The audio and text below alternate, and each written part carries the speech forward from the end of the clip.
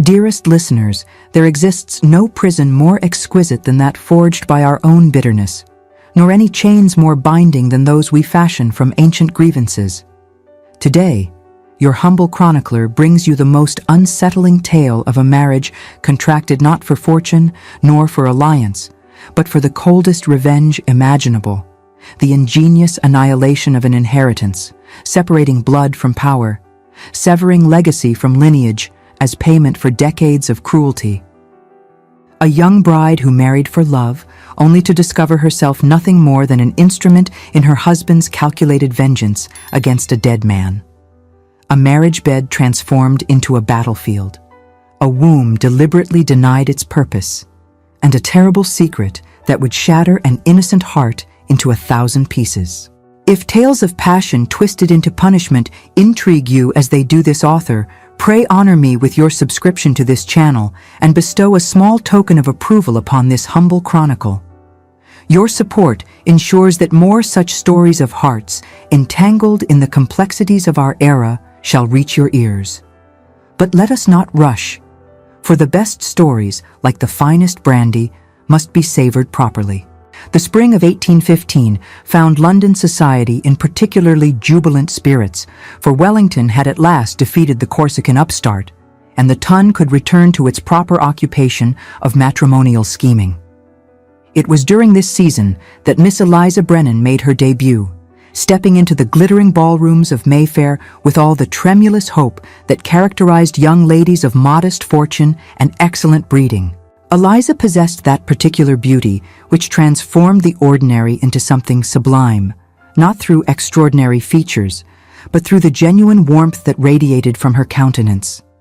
Her gray eyes held an unfortunate tendency toward romanticism, betraying her addiction to the lending libraries that her practical elder sister, Margaret, had warned would fill her head with nonsensical expectations. The Brennan family occupied that precarious position where gentility outweighed fortune. Eliza's father, the late Reverend Thomas Brennan, had left his widow and daughters dependent upon modest competence and the generosity of distant relations. Margaret had already secured herself by marrying Mr. William Hartford, a prosperous merchant, and now served as Eliza's chaperone during the season. Among the season's eligible bachelors, one figure stood conspicuously apart. Marcus Thornley, 5th Marquess of Wintermere, had returned to London after years of absence, and his presence caused considerable speculation. At 31, he possessed austere handsomeness, hardened by habitual severity. His gray eyes held no warmth, no invitation to intimacy. They were the eyes of a man who had looked too long upon suffering and had frozen his capacity for joy. Those who remembered the previous Marquess spoke of him in hushed tones, for the 4th Marquess had been renowned for his particular brand of tyranny. The old man had ruled his household with iron discipline, punishing every display of sensitivity in his son, mocking his preference for books over blood sports. Young Marcus had been subjected to methodical cruelty that destroyed everything gentle in his nature. The old Marquess had died the previous autumn, and Marcus had inherited considerable wealth and a wound upon his spirit so profound that it had transformed him into a mere shell of humanity. Society expected him to marry, but his manner suggested no inclination toward companionship. At Lady Thornbury's ball, Eliza first encountered Wintermere. Margaret approached with barely suppressed excitement. Lady Thornbury wished to introduce the Marquess to several eligible young ladies. Margaret saw opportunity, where others saw only a forbidding nobleman with reputation for coldness. The introduction proceeded with mechanical precision. The Marquess bowed without particular interest, his expression betraying no reaction to yet another debutante. Yet something peculiar occurred when Eliza's fan slipped from her fingers. As Wintermere retrieved it and their eyes met, something flickered in those cold gray depths. Perhaps recognition, perhaps merely surprise at his own involuntary response. The moment shattered quickly. He murmured conventional pleasantries and retreated toward the card room. But Eliza remained transfixed, her romantic nature immediately constructing narratives of wounded souls requiring understanding. The following weeks brought encounters that appeared accidental, yet occurred with suspicious frequency. At Hatchard's one rainy afternoon, she noticed not merely his presence, but the manner in which the silence seemed to deepen around him, how other patrons gave him a space that was not demanded but granted. She found herself observing his hands as he turned the pages of a volume, noting the strength contained in his fingers, the careful reverence with which he handled the binding, and felt an inexplicable warmth rise to her cheeks, immediately reproaching herself for such an indiscretion. In Hyde Park, she encountered him mounted upon a magnificent black stallion, and the ease with which he controlled the powerful animal suggested a man more comfortable with horses than with human society. At Theatre Royal, they found themselves in adjacent boxes, close enough that Eliza could observe how his severe features softened almost imperceptibly during the more moving passages of the play. Each meeting remained scrupulously proper, yet Eliza felt herself drawn deeper into fascination with this enigmatic man who held the world at distance. She began to construct elaborate theories about his character, imagining the suffering that had produced such profound isolation. What Eliza could not know was that Windermere had indeed noticed her, but not for reasons her hopeful heart imagined. She was being evaluated according to criteria having nothing to do with affection and everything to do with vengeance, so meticulously planned it would have chilled her blood. The morning that altered Eliza's path arrived in late April. Margaret had organized a literary salon at her Bedford Square residence. The Marquis's unexpected attendance caused considerable flutter among the assembled ladies. Eliza had been asked to read from Wordsworth. She chose passages from Tintern Abbey, those lines about nature's capacity to heal the weary spirit. Her voice carried through the drawing room with earnestness that betrayed deep connection to the words. She did not see the Marquis enter until she reached those particular lines about the still, sad music of humanity. Some instinct made her glance up, and she found him standing motionless, his expression unreadable, yet somehow suggesting he had received an unexpected blow. What followed was their first genuine conversation, revealing depths to the Marquis that Eliza had only imagined. He spoke of poetry with passion, suggesting someone who had found solace in literature when human connection proved too dangerous. He demonstrated intimate familiarity with Wordsworth, suggesting repeated readings, the kind undertaken with texts serving as lifelines. Eliza responded with matching enthusiasm, revealing her own attachment to the Romantic poets, her belief in emotional authenticity over social performance. She spoke with unguarded enthusiasm, never considering she was providing a man of deliberate purpose the precise information required for his decision. The conversation extended beyond propriety until Margaret intervened. But before withdrawing, the Marquis made a request that set Eliza's heart racing. Might he call upon her? Might he take her driving in Hyde Park? Eliza floated through the remainder of the day, convinced she had glimpsed the true man behind the forbidding exterior, certain she had been granted access to a heart that might yet learn hope. She did not know that Windermere had indeed made a decision, but one born of cold assessment. She possessed required qualities: adequate breeding, modest fortune precluding mercenary motives, romantic temperament that would interpret his attention as something other than strategy, and gentle nature that would suffer silently rather than create scandal when she discovered truth. She would do perfectly for the revenge he had been planning since that moment beside his father's deathbed when the old Marquis had clutched his wrist with dying strength and demanded Marcus produce an heir. The old man's final words had been not of love, but of legacy, of duty owed to ancestors and descendants. Marcus had made his promise, but twisted by decades of abuse into something monstrous. He would marry. He would perform duty to the extent society demanded. But the true wealth and power of Windermere would pass to someone bearing not a drop of thornly blood, a final severing of everything his father had held sacred. He required only a wife innocent enough not to understand his intention until far too late. And Miss Eliza Brennan, with her romantic ideals and trusting gray eyes, would serve his purpose admirably. The courtship that followed might have appeared romantic to casual observers. The Marquis called upon Eliza with flattering regularity. He secured invitations to events she attended. He danced with her twice at Almack's, that sacred maximum indicating serious intention. He drove her through Hyde Park in his curricle. To Eliza, these weeks represented fulfillment of every romantic fantasy. She interpreted the Marquis's reserve as evidence of deep feeling constrained by past suffering. She read significance into his silences, convinced herself she alone possessed the key to unlocking the heart he guarded so carefully. She failed entirely to notice what Margaret observed with growing unease, that the Marquis's courtship, while technically proper, contained none of the warmth expected from a genuinely attached man. His compliments possessed a quality of studied selection rather than spontaneous admiration. His attention felt measured rather than compelled. Margaret mentioned concerns to her husband, who dismissed them with masculine confidence that a Marquis of 30,000 a year could be permitted his eccentricities.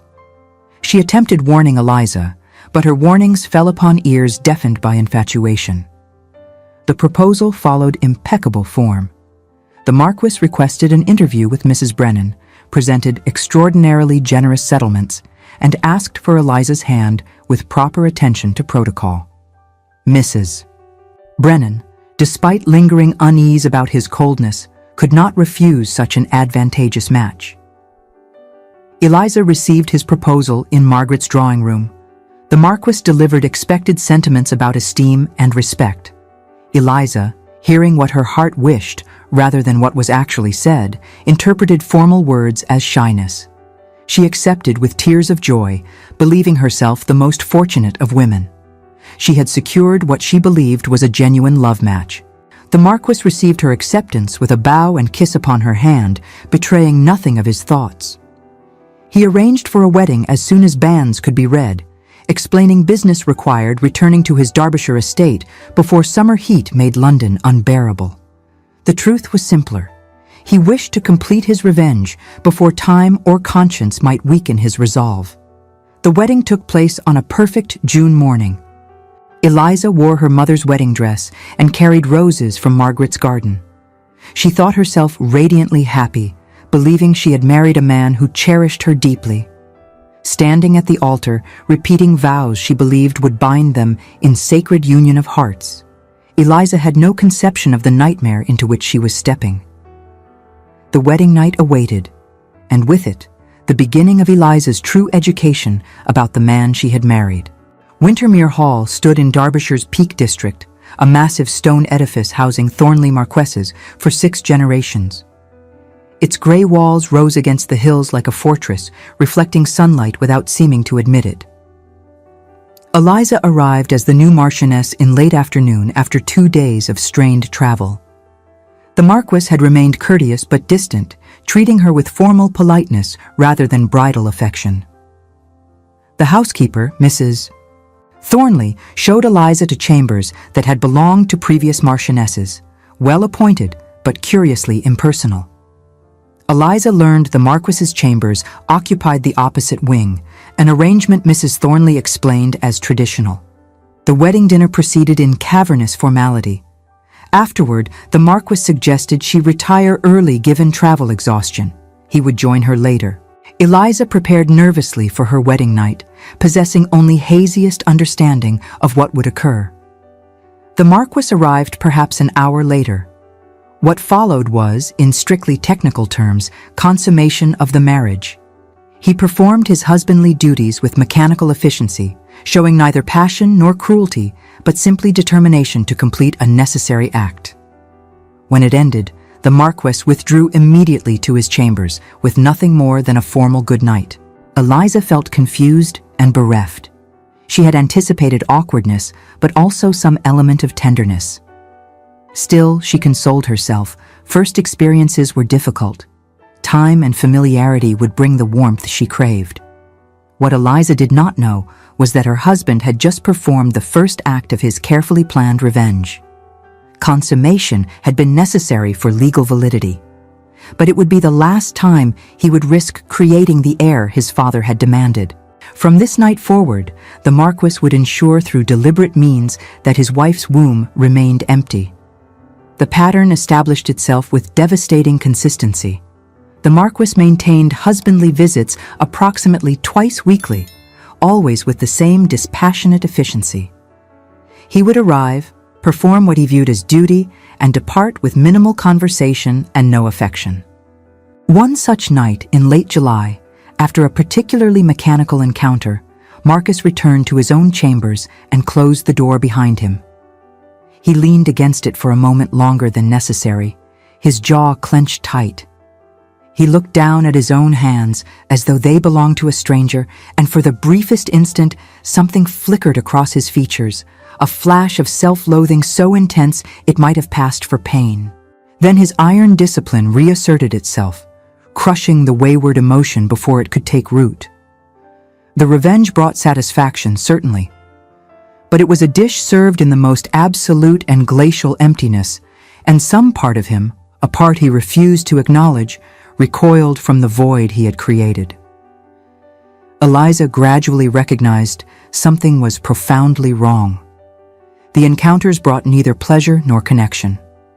Her husband treated her body with impersonal attention. He might give correspondence requiring his signature. What disturbed her most was something she lacked experience to name. She noticed her husband's behavior followed a peculiar pattern.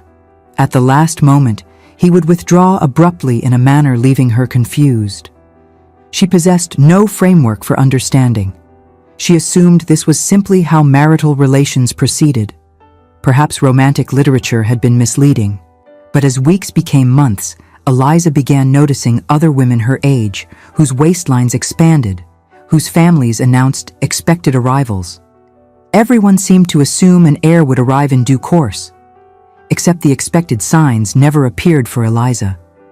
Her courses continued with perfect regularity, month after month. No morning sickness, no fatigue, no symptoms she heard other women discussing. At first, she assumed it was simply a matter of time.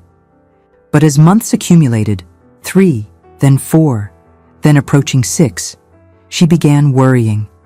Was something wrong with her? Was she barren? Was this why the Marquis treated her with such coldness?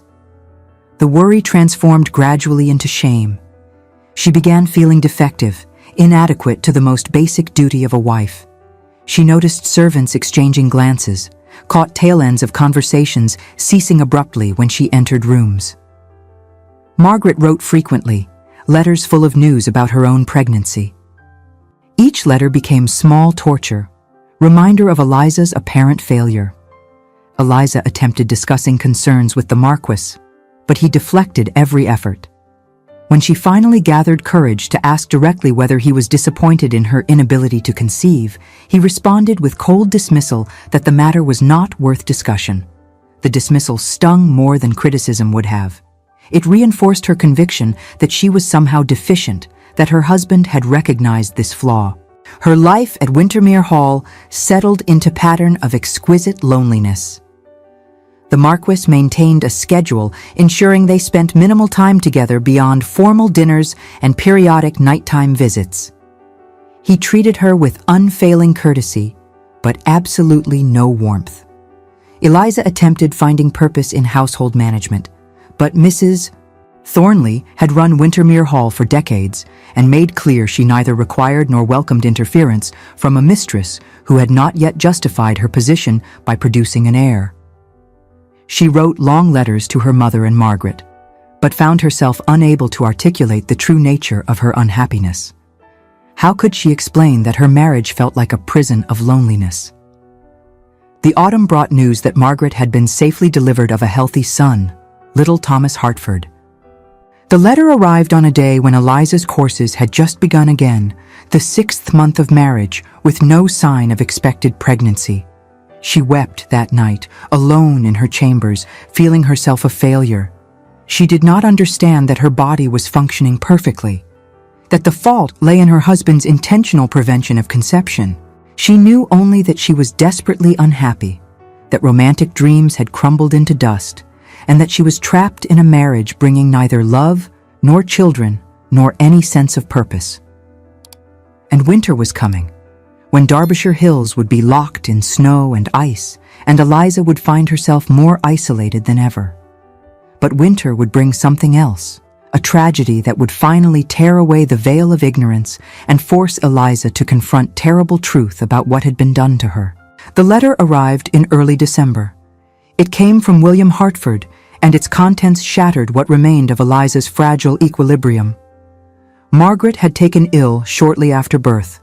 What began as normal post-delivery fatigue had progressed to fever, then delirium, then the final crisis claiming so many women in childbed. She had died 3 days prior to the letter's dispatch, leaving behind infant son Thomas and a devastated husband. Mrs. Brennan, already in delicate health, had collapsed upon receiving news. The physician suggested the shock had precipitated a crisis of her heart, and she was not expected to survive more than a few days.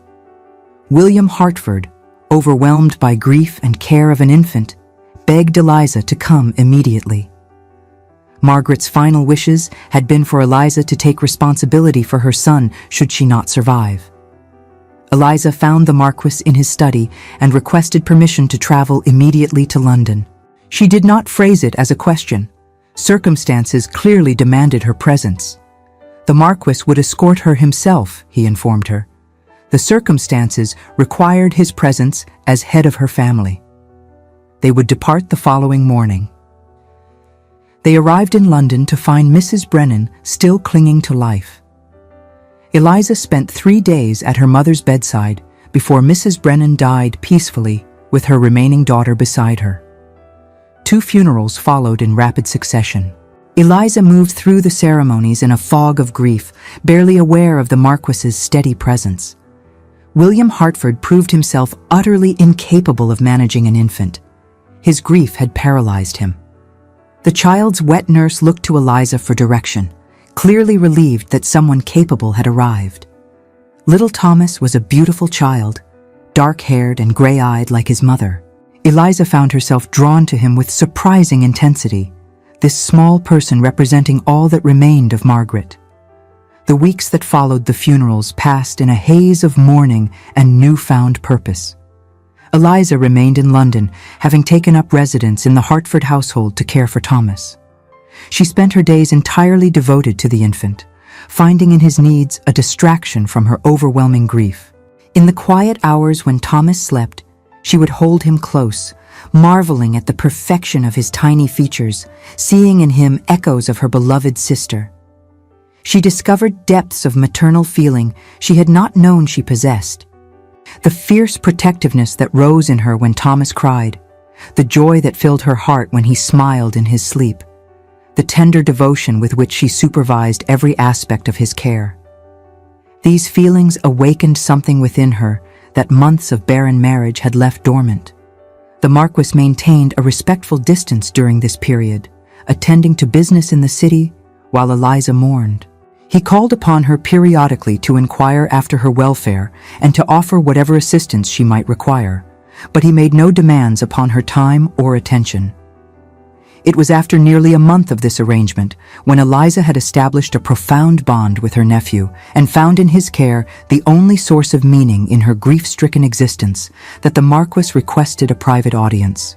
She was holding Thomas when he entered the Hartford drawing room, and she looked up with the wariness that had become habitual in his presence, wondering what matter required such formality. He had been thinking about the situation, he informed her, with that careful precision that characterized all his pronouncements. Young Thomas required a family. William Hartford was clearly unfit to raise the boy alone, and his intentions to remarry suggested he would be relieved of the burden. Meanwhile, she and the Marquis remained without an heir, despite months of marriage, and society would soon begin to whisper about the failure that her barrenness represented.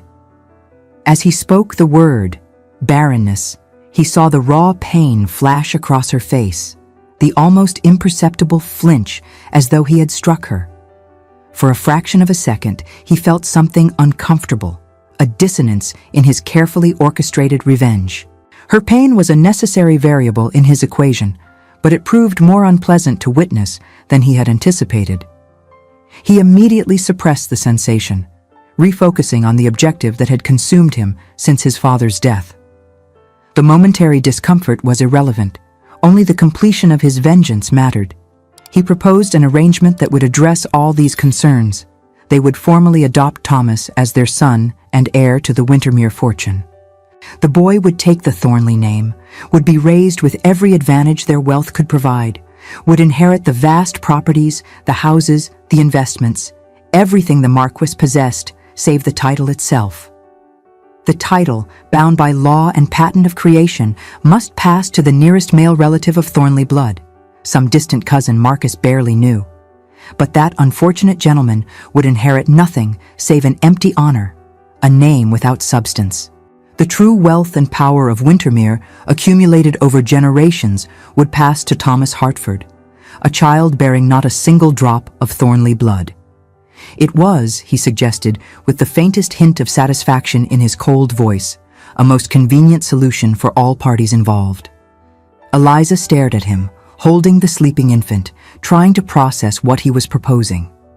Some part of her, the part that had been systematically damaged by months of subtle cruelty, heard only the word Barren and felt the sting of her presumed inadequacy.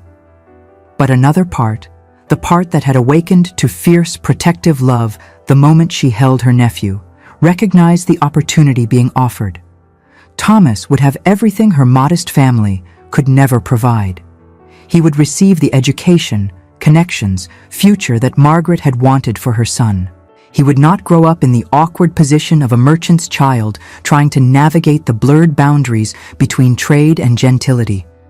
He would be raised with every advantage of wealth and station that the Wintermere fortune could provide. And she would have a child to love, a purpose to fill the emptiness, a reason to continue existing in the loveless shell of her marriage.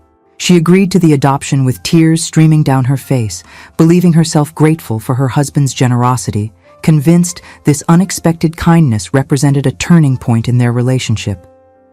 She did not yet understand she had just given her husband exactly what he wanted, an arrangement satisfying society's expectations while ensuring that everything his father had valued, the Wintermere wealth, lands, and legacy, would pass to someone bearing not a drop of the old Marquess's blood. The title would persist as an empty shell, while the substance of the family's power would be severed completely from the Thornley line. The revenge was complete, and Eliza herself had just sealed its success. But truth would not remain hidden much longer, and when it finally emerged, it would destroy everything Eliza had believed about her marriage, her husband, and herself. The legal arrangements for Thomas's adoption proceeded with remarkable speed. The announcement appeared in the Morning Post, noting that the Marquess and Marchioness of Wintermere had graciously adopted the infant son of her late sister, ensuring the boy would receive every advantage as heir to the Wintermere fortune. Society accepted the arrangement with minimal gossip. Adoption among nobility, while not common, was sufficiently precedented that it raised few eyebrows. The distinction between inheriting the title and inheriting the wealth was understood by those familiar with the complexities of entailment and patents of nobility. The distant Thornley cousin would have his marquisate, while young Thomas Hartford would have everything that truly mattered. Eliza returned to Wintermere Hall in January with Thomas and full complement of nursery staff. For the first time since her marriage, Eliza found purpose and even moments of genuine happiness. Thomas thrived under her care, growing rapidly from helpless newborn to alert infant. The Marquess, meanwhile, withdrew even further into patterns of isolation. He had achieved his objective, an arrangement ensuring that his father's legacy would be torn asunder, the title separated from the fortune that gave it meaning. He discontinued his nighttime visits to Eliza's chambers entirely. The excuse was obvious. The child required her attention. But the servants noticed what Eliza did not, that the Marquess seemed satisfied in a manner he had not been before, that he carried himself with the air of a man who had accomplished a difficult task. Mrs. Thornley watched with growing disapproval. Something about the Marquis's treatment of his young wife struck her as particularly intentional and cold. She was not alone in her concerns. Sarah, the young woman who had accompanied Thomas from the Hartford household, possessed more education than typical nursery staff. She had been treated almost as family by Margaret Hartford and had heard Margaret speak with concern about Eliza's marriage. Margaret, in her final weeks, had spoken to Sarah about worries for her sister. She had mentioned something strange about the Marquis, some conversation she had overheard between her husband and a medical man, some discussion about deliberate prevention of conception. Sarah had dismissed it at the time. But now, watching Lady Windermere pour love into an adopted child while her husband treated her with such measured indifference, the fragments took on darker significance. She began paying closer attention. She noticed the Marquess never entered the nursery, never asked about Thomas's progress, never displayed typical paternal interest. She observed Lady Windermere seemed relieved rather than disappointed by her husband's absence from her chambers. And gradually, Sarah began piecing together the truth of what had been done to her former mistress's beloved sister. Remembering the worry that had clouded Margaret's eyes in those final weeks, recalling the way her dying mistress had grasped Sarah's hand and whispered her fears for Eliza's future, Sarah felt that the silence would be a final betrayal to the woman who had treated her with such kindness. The confrontation began with a simple question. Sarah found Lady Windermere in the nursery one February afternoon, holding Thomas while he slept. Sarah asked, with careful delicacy, whether Lady Windermere had ever wondered why she had not conceived naturally before the adoption. Had she never thought it strange that a young, healthy woman should fail to produce a child after so many months? Eliza looked up, startled and defensive. She had thought about it constantly. She had assumed herself barren, had believed herself a failure. Sarah hesitated, choosing her words with extreme care. She begged forgiveness for her presumption, she began. But there were things that had troubled her. Small observations that individually meant nothing, but together formed a disturbing pattern. The way his lordship never touched Lady Windermere in public, even the most perfunctory gestures of marital affection. The evident relief in her mistress's countenance when he had departed for London. The complete cessation of his nocturnal visits the moment Thomas's adoption was finalized. These were small things, perhaps, but they had gnawed at Sarah's conscience. And then she remembered something her former mistress, Lady Windermere's beloved sister, had mentioned during those final fevered weeks. Margaret had overheard a fragment of conversation between Mr. Hartford and their physician, something about the Marquis of Windermere making inquiries, seeking medical advice about methods to perform marital duties while deliberately preventing conception. Margaret had been too ill to pursue the matter, had dismissed it as confusion born of laudanum and fever. But Sarah, watching the aftermath of the adoption, had begun to see how the pieces fitted together into a terrible whole. The Marquis had deliberately prevented conception. From the very beginning, he had ensured his seed would never take root. The strange withdrawal Eliza had noticed, it had all been premeditated to fulfill appearance of marital duty while guaranteeing barrenness. He had never intended for her to bear his children. The entire marriage had been a charade designed to satisfy society while ensuring the Windermere bloodline ended with him. And Thomas's adoption had been the final act, an heir to the fortune satisfying society's expectations, but one carrying not a drop of his father's blood. The true Windermere legacy would pass to a stranger while the title became an empty honor. Eliza sat frozen as truth crashed over her in waves of increasing horror. Every moment of her marriage reframed itself in this terrible light. The mechanical nature of his visits, the careful withdrawal, the cold indifference to her distress, the sudden willingness to adopt, the complete cessation of relations once adoption was accomplished. She had not been a wife. She had been an instrument used to achieve revenge so cold her mind recoiled from comprehending it. The rage that rose in her was unlike anything Eliza had ever experienced. It burned away romantic illusions, scorched through careful patience and submission, and left pure fury. She handed Thomas to Sarah with careful gentleness despite trembling hands. She rose with deliberate control, and she walked toward her husband's study with grim determination of a woman who had finally recognized the full extent of her betrayal. The confrontation that followed would shatter what remained of the Marquis's careful facade. Eliza entered the study without knocking. She closed the door with deliberate care, then turned to face him with an expression he had never before seen. She knew, she informed him. She knew about the intentional prevention of conception. She knew about his revenge against his father. She knew their entire marriage had been a studied deception designed to use her as instrument of vengeance. She demanded explanation, not excuses, not justifications, simply truth, delivered plainly. The Marquis rose slowly, his expression shifting through surprise to anger to something that might have been resignation. For a long moment, he said nothing. Then, perhaps because the game was over, he told her the truth. His father had been a monster. Not the dramatic kind from Gothic novels, but the insidious variety destroying children's spirits through methodical cruelty disguised as discipline. Every display of emotion had been punished. Every sign of sensitivity had been mocked.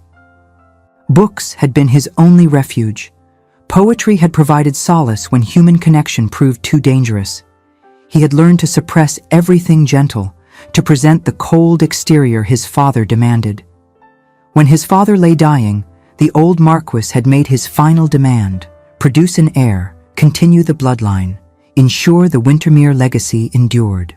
Not out of love, the old man had been incapable of that, but out of pride in lineage and determination that his son should not escape the duty owed to generations past. Marcus had made his decision in that moment. He would marry to satisfy society. But the legacy his father treasured would be torn apart absolutely. The bloodline would end. The title would pass to some distant cousin who would inherit nothing but an empty honor. And the true wealth and power of Wintermere, the fortune accumulated over generations, the lands, the properties, everything that gave the title meaning, would pass to a child bearing not one drop of Thornley blood. He had required a wife innocent enough not to understand what he was doing, romantic enough to interpret his attention as affection. Eliza had met all requirements perfectly. He had never intended to hurt her specifically. She had simply been the appropriate tool for his purpose. Her pain had been incidental to his objective. Thomas's adoption had been fortunate timing. But once the opportunity presented itself, he had recognized it as the perfect culmination of his plan. He delivered this explanation in the same cold tone he had used throughout their marriage, betraying no shame, no regret, no awareness he had committed profound betrayal. Eliza listened with mounting horror, not just to what he said, but to how he said it. The complete absence of empathy, the calm recitation of premeditated cruelty, the utter failure to recognize he had treated another human being as an object.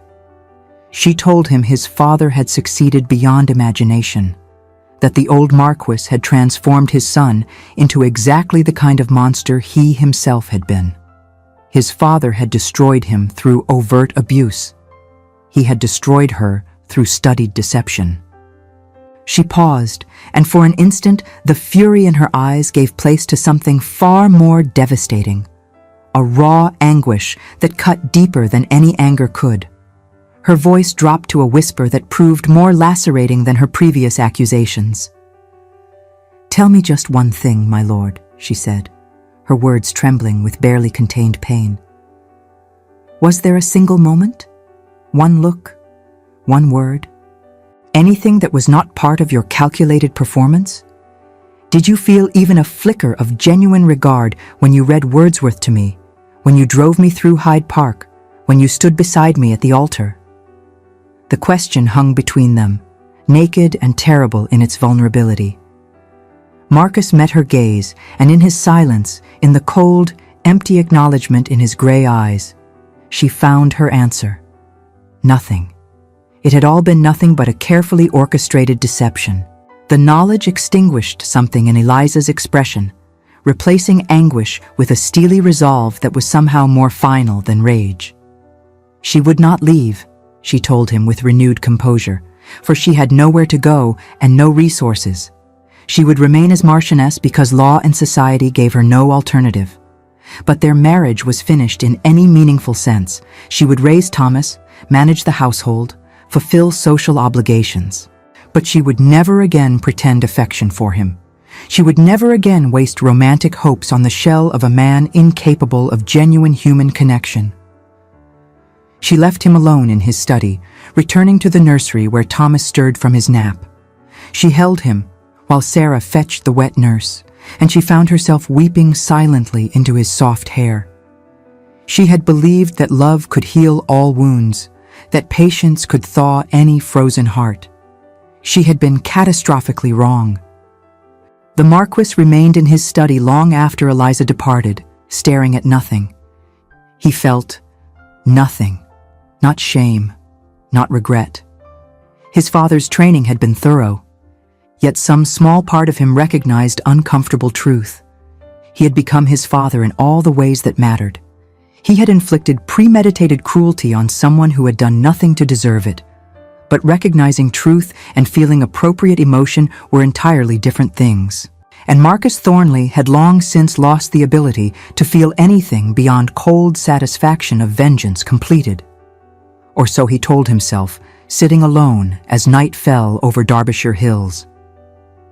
But late that night, unable to sleep, Marcus found himself wandering the darkened corridors of Wintermere Hall. His feet carried him without conscious direction to the long gallery where portraits of his ancestors gazed down with expressions ranging from stern disapproval to cold hauteur.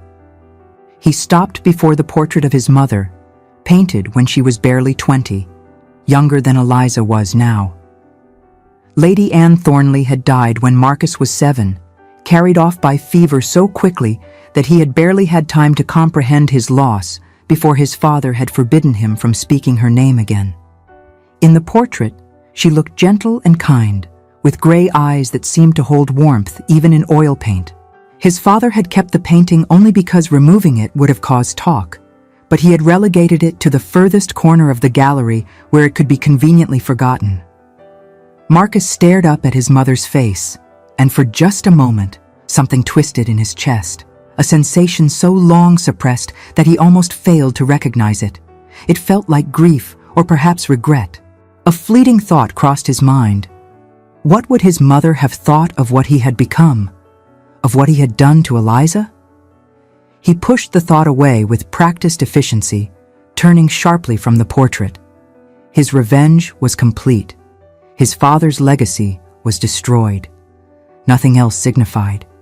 But as he walked back through the silent halls, he could not quite shake the image of those painted gray eyes, so like Eliza's, looking at him with what might have been disappointment.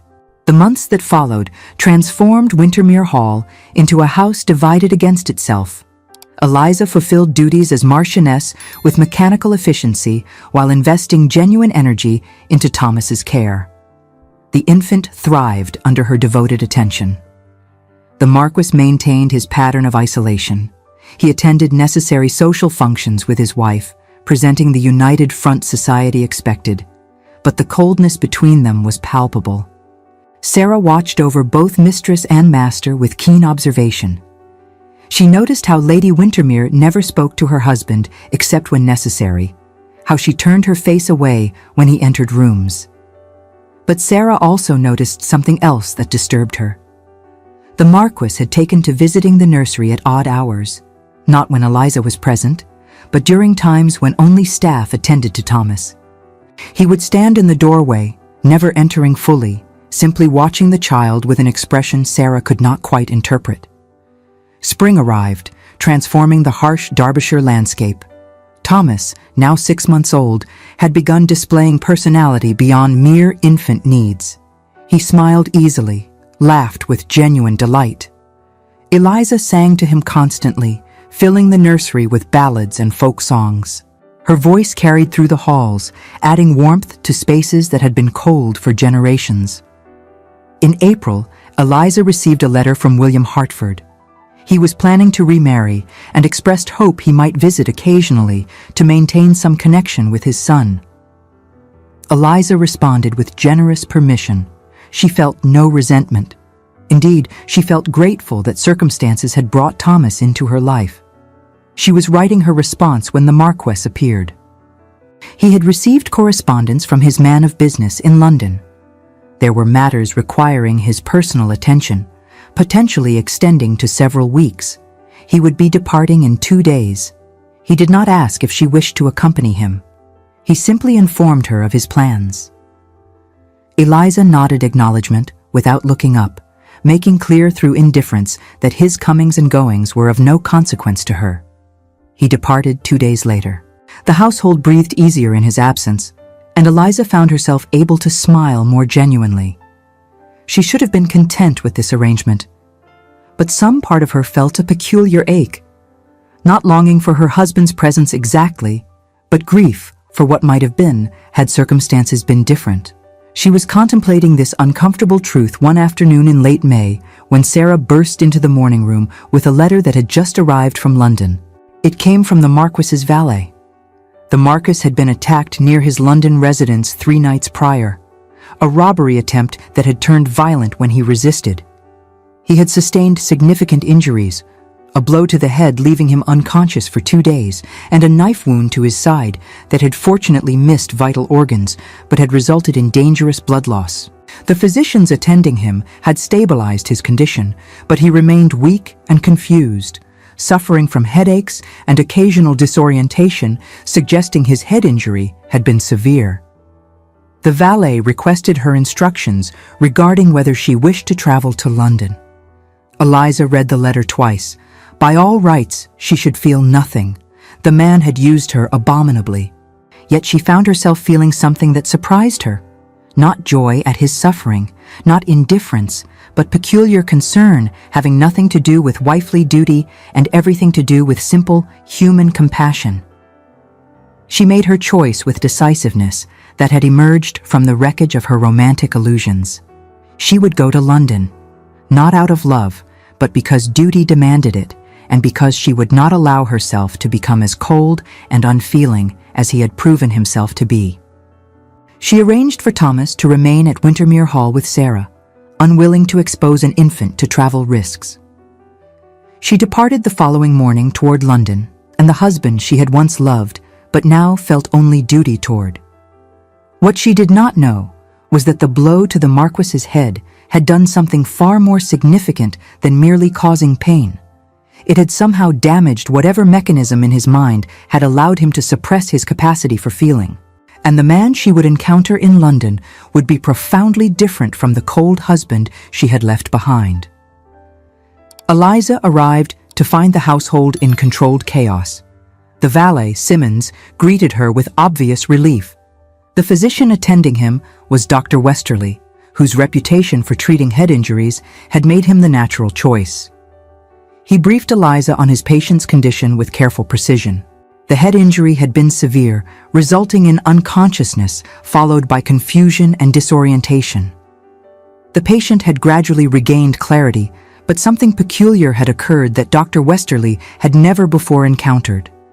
The blow appeared to have caused a severe shock to his nervous system, the physician explained. A disruption that had shaken the rigid control the Marquess had maintained over his temperament. Where previously he had been renowned for cold reserve, he now displayed emotions with unsettling openness. The injury seemed to have disturbed the balance of his constitution, resulting in an exhibition of sentiments that before he had kept under the most severe restraint. He wept easily. He expressed affection toward servants in ways that startled them. He spoke of his father with raw anguish rather than controlled resentment. Most disturbingly, he had asked repeatedly for his wife, expressing concern about her welfare and regret about his treatment of her with emotional intensity, contradicting everything they knew of his character. Dr. Westerly could not fully explain the phenomenon. The head injury might have affected his ability to maintain the disciplined comportment that had previously defined his manner. The change might be temporary or might prove permanent. Time alone would reveal which. Eliza absorbed this with growing apprehension. She had prepared to nurse an injured husband while maintaining emotional distance. She had not anticipated encountering a fundamentally different person. Simmons escorted her to the master bedchamber. The Marquis lay propped against pillows, his head bandaged and his face pale. He looked diminished by injury in ways having nothing to do with physical size. He turned his head when she entered, and something extraordinary happened to his features. They transformed with an expression of such relief and joy that Eliza actually stepped backward in shock. This was not the cold man she had married. This was someone entirely different, someone whose gray eyes filled with tears at the sight of her. He attempted to rise but fell back with a grimace. Eliza moved forward automatically and found her hands captured in his with a grip trembling from weakness but conveying desperate need. He was so sorry, he told her, so profoundly sorry for what he had done. The words tumbled out in disordered rush, completely unlike his usual careful speech. He had been a monster, exactly as she had accused. He had used her abominably. He had been lying here unable to maintain the walls he had built, and everything he had suppressed for years had come flooding back. He could feel again, not just anger and satisfaction in revenge, but grief and shame and regret, and all the messy emotions he had trained himself to deny. And what he felt most acutely was horror at what he had done to her. Eliza found herself unable to respond, struck mute by the transformation. This might be temporary, she reminded herself. Dr. Westerly had warned the change might not be permanent. She could not allow herself to be drawn back into hope, only to have it destroyed again. She informed him calmly that she had come to ensure he received proper care during recovery. Once he had healed, she would return to Windermere Hall and Thomas. The fundamental reality of their marriage remained unchanged. The Marquis flinched as though she had struck him, but he nodded acceptance. He understood he had forfeited any right to her trust or affection. The weeks that followed proved extraordinarily difficult. Eliza maintained her intention to provide competent care while protecting herself emotionally, but the Marquis's transformation made distance increasingly hard to maintain. He asked her to tell him about her experience of their marriage, not to make excuses, but to truly comprehend what she had endured. He listened with visible pain, suggesting genuine comprehension of the harm he had caused. He acknowledged that his father's cruelty did not excuse his own, that trauma might explain but did not justify. He spoke haltingly about his childhood, about a wound to his spirit inflicted through relentless cruelty disguised as paternal discipline. But he also acknowledged he had made choices, that he had deliberately used his wife as instrument of revenge. Eliza found herself drawn into conversations she had not intended to have. Understanding why someone had hurt you did not erase the hurt, but it made maintaining pure resentment more difficult. Most troubling was growing evidence that this change was not simply a matter of emotional display, but of genuine transformation. He began asking about Thomas, not as an heir in whom he had no real interest, but as the child Eliza loved. He wanted to know about his personality, his development, the small daily details. He did not ask to see Thomas yet, acknowledging he had not earned that privilege. But he spoke of hoping to know the boy eventually, if Eliza could ever trust him. Dr. Westerly became increasingly convinced the change would prove permanent. Whatever mechanism had allowed him to suppress emotions appeared to have been irreparably damaged. He would need to learn to live with the full range of human feeling. As June arrived and the Marquis's physical injuries healed, Eliza found herself facing a decision she had not anticipated. She had planned to return to Windermere Hall once his recovery made her presence unnecessary. But the man she was preparing to leave was not the same man. The question was whether that difference was sufficient to merit giving their marriage another chance, not to recapture romantic illusions that had been destroyed, but to attempt to build something real and honest from the ruins. The decision crystallized on a warm June evening when Eliza found the Marquis in his study, surrounded by papers. He had recovered sufficiently to resume responsibilities. Eliza entered to inform him she had decided to return to Derbyshire the following week. Thomas would be approaching 9 months old, and her absence troubled her. The Marquis received this news with visible distress he made no attempt to disguise. He asked, with hesitation suggesting he anticipated rejection, whether he might return to Windermere Hall with her. Not to resume their previous arrangement, but to attempt to build something different, a relationship based on honesty rather than deception. He wanted to know Thomas. Not as a tool of revenge, but as the child who had become the center of Eliza's world. He wanted to learn how to be the kind of man who might eventually deserve a place in her life and their son's life. He did not ask for forgiveness or reconciliation. He asked only for opportunity to try to become someone worthy of such consideration.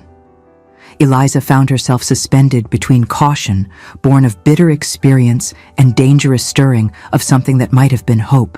She observed him carefully, seeing not the man who had destroyed her, but the man that her son and the child growing within her womb might have as a father. Her decision was not about forgiving the unforgivable past. That wound would remain, a permanent scar upon her spirit. This was about the future. She would give her children the chance to have a father who was present and attempting redemption, but her finger would remain poised upon the trigger. The mercy she extended was for the children. The vigilance she maintained was for herself. She would build the best future she could for Thomas and the babe she carried, but she would never again be the naive girl who had believed in fairy tales. She told him, choosing words with careful precision, that she would permit him to return to Windermere Hall. But there would be conditions. He would occupy separate apartments, would make no presumptions about resuming marital intimacy, would earn any access to Thomas through demonstrated trustworthiness. He would submit to her judgment about when and whether he had changed sufficiently to merit fuller inclusion in their family life. Most importantly, if she discovered his transformation was temporary, if his emotional walls reasserted themselves, she would banish him permanently. She would endure loneliness rather than subject herself again to the methodical destruction of hope. The Marquis accepted these terms without hesitation. They would return to Derbyshire together, but as wary strangers attempting to negotiate new terms rather than as husband and wife resuming a relationship. The journey proceeded in careful stages. During the long hours in the carriage, they engaged in conversations bearing no resemblance to the strained silence of their honeymoon journey. He asked about her childhood, her relationship with Margaret, her father's influence.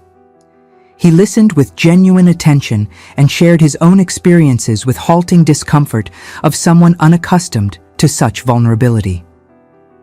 Eliza found herself gradually relaxing her guard, not into trust exactly, but into tentative willingness to consider the possibility he might be capable of genuine change. They arrived at Windermere Hall in early July. Thomas had grown during Eliza's absence, no longer an infant, but a robust baby who had begun attempting to pull himself upright. Eliza swept him into her arms with fierce joy. She had missed him with surprising intensity. The Marquis observed this reunion from careful distance, making no attempt to intrude. His expression held such naked longing that Sarah, watching, felt her assumptions about his character undergo fundamental revision.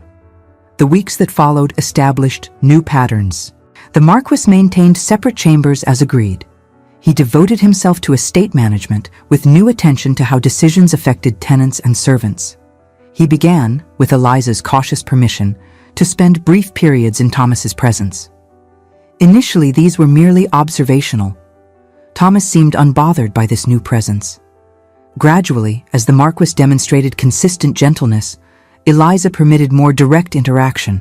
He proved awkward at first, but approached the challenge with determination.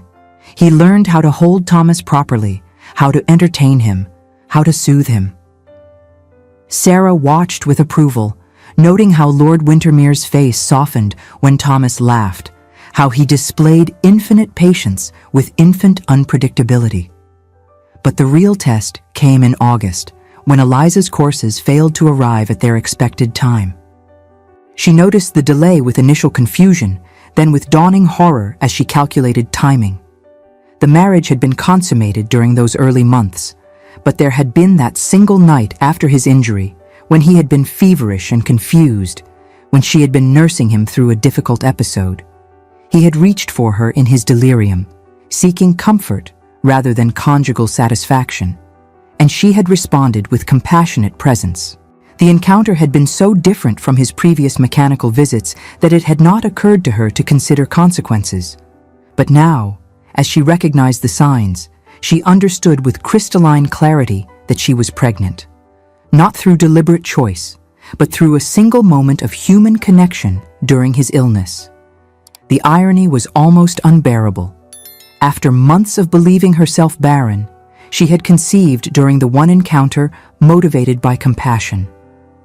She sat in her chambers, hands pressed to her still flat abdomen, trying to sort through chaotic emotions.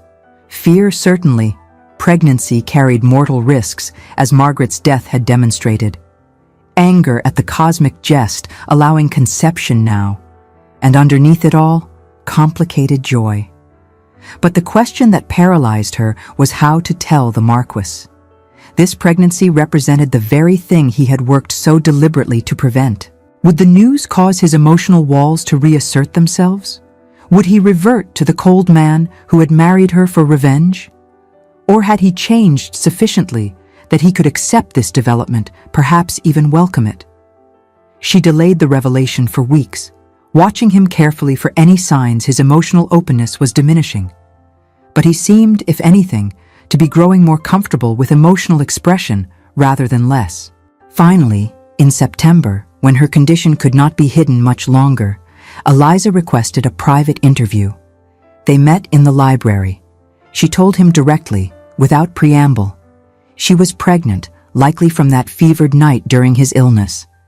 The child would arrive sometime in late winter or early spring. She wanted him to know so he could decide how to proceed.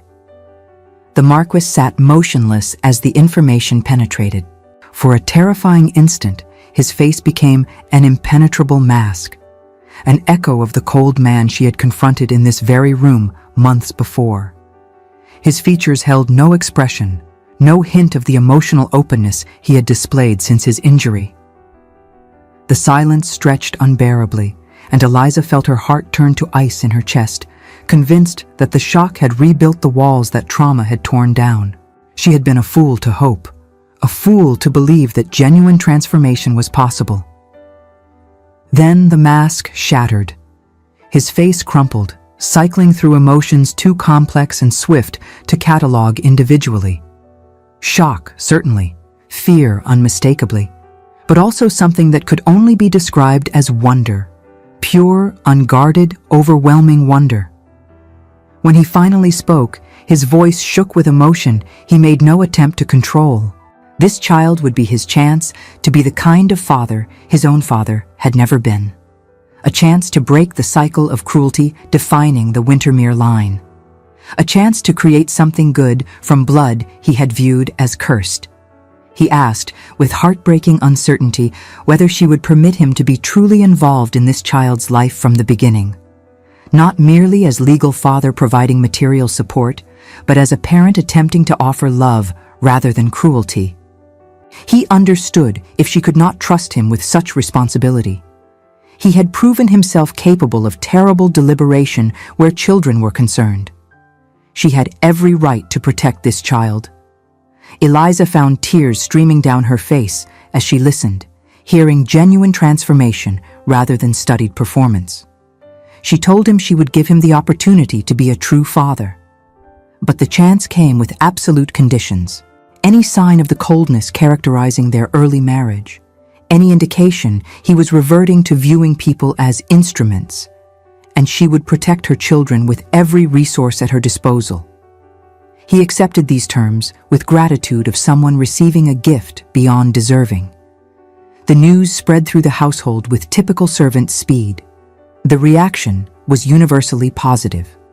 Only Sarah recognized the deeper significance. Triumph, because conception proved Lady Wintermere had never been barren. Test, because the Marquis's response would reveal whether his transformation was genuine. But as autumn progressed and the pregnancy advanced normally, Sarah observed with growing conviction that Lord Windermere's change appeared permanent.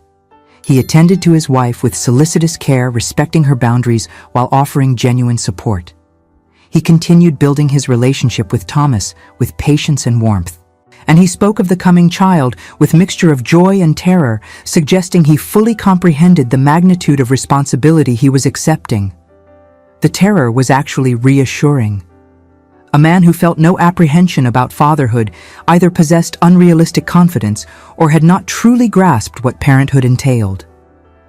October brought news that William Hartford had remarried.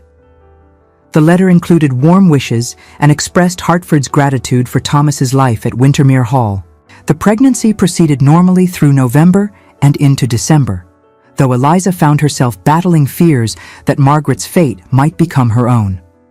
The Marquis, with newly developed sensitivity, recognized her terror and responded with reassurance that never dismissed her fears as irrational. He arranged for Dr. Westerly to travel from London for the confinement. Dr. Westerly arrived in early January, settling into guest chambers to await the birth. He took opportunity to examine the Marquis's recovery, pronouncing himself satisfied while remaining intrigued by the permanent alteration. Lady Windermere's labor began on a bitter January night. The household sprang into organized chaos that attended births in great houses. The Marquis, forbidden from the birthing chamber by propriety, paced the corridor outside with Thomas in his arms. The boy had woken from the commotion and had begun to fuss. Holding him, walking him, soothing him gave the Marquis something to do while terror consumed his thoughts. He understood, with visceral clarity born of newly recovered emotional capacity, that he might lose her.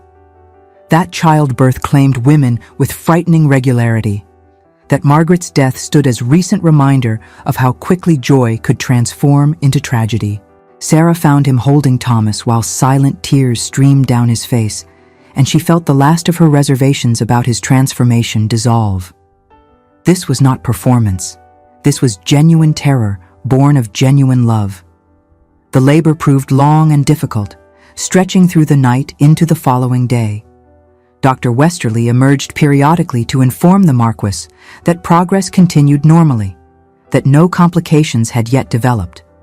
But, not yet, provided cold comfort. It was late afternoon when the infant's cry finally rang through the upper halls, announcing successful delivery. Dr. Westerly emerged, his face showing exhaustion but also satisfaction. Lady Windermere had been safely delivered of a healthy daughter. Both mother and child had survived. The Marquis stood frozen, unable to process information that exceeded his highest hopes. A daughter, Eliza, alive. Both of them safe, despite the dangers that had claimed Margaret. Dr. Westerly suggested Lord Windermere might wish to meet his daughter. The birthing chamber had been restored to proper order, and both mother and infant awaited his presence. He entered with trembling legs, seeing Eliza propped against pillows, exhausted but radiant, holding a tiny bundle. She looked up at his entrance, her face transforming with a smile holding none of the wariness that had characterized their interactions for months. She had someone for him to meet, she said softly, adjusting the linens to reveal a small face with features still swollen from birth. Their daughter, she announced, whom she thought they might name Eleanor after her grandmother. The Marquis approached slowly, as though sudden movement might shatter the moment. He gazed down at the infant, his daughter, his child, visible proof he had been granted opportunity to be the kind of father he had never known, and felt his heart break open with love so pure and overwhelming he nearly collapsed from its weight. He reached out with shaking hand to touch the impossibly soft cheek, marveling at the perfection of fingers that curled instinctively around his own. Eliza watched her husband fall completely in love with their daughter, and she felt something shift in her own heart. This was not the return of her romantic illusions. Those had been destroyed too thoroughly. This was something more real and more durable. Recognition that the man before her had undertaken genuine transformation, and was continuing to work toward becoming someone worthy of the family they were building. She would never forget what he had done to her in the early months. The premeditated cruelty, the studied deception, the methodical destruction of her self-worth, these injuries had marked her permanently.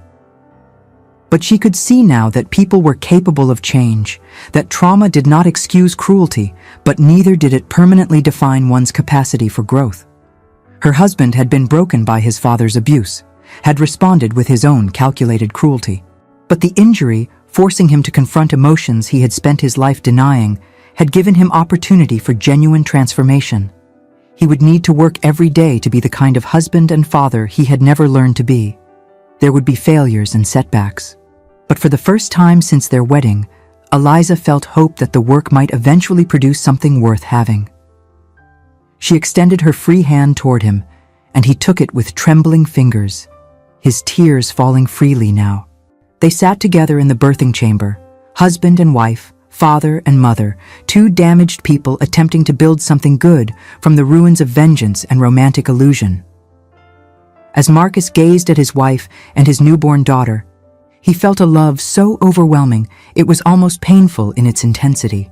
And within that joy, he felt also the crushing weight of responsibility, the awareness that each day would require effort to prove himself worthy of this happiness, a constant struggle against the specter of the man he had been. His father's cruelty had nearly destroyed him entirely. His family's love would be his slow and deliberate reconstruction. The work would never truly end, he understood.